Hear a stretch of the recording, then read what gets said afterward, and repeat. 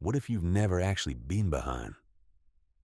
Not because you've accomplished everything you wanted, but because you've been measuring your life against people who were never walking the same road. Somewhere along the way, we started believing success follows a universal timeline.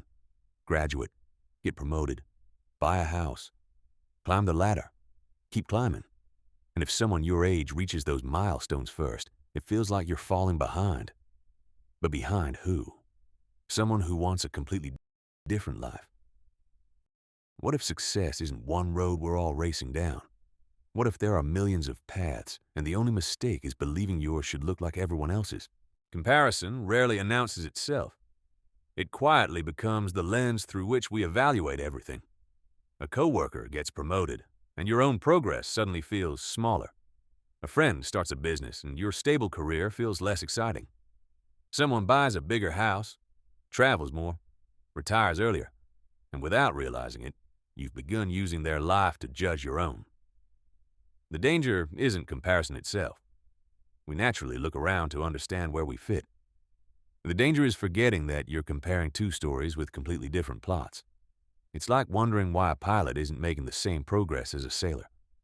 They may both be traveling, but they're headed toward different destinations. Most of us inherit a definition of success long before we're old enough to question it.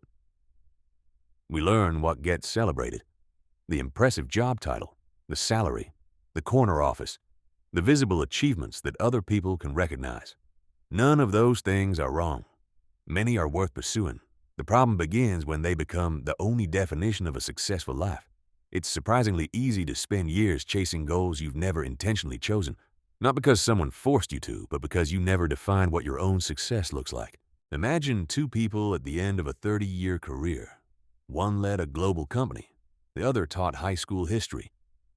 And most people would decide who was more successful before hearing another word. But imagine the executive wishes they'd spent more time with family. Imagine the teacher can't believe they were lucky enough to spend 3 decades doing work they loved. Success suddenly becomes much harder to measure from the outside. That's because it was never about the title. It was always about whether your life reflected your values. Before you decide what success should look like, ask yourself 3 questions. Will this version of success bring me long-term happiness? Is this my definition of success, or a definition created by others? Why does the appearance of success matter to me? Those answers won't appear on a resume.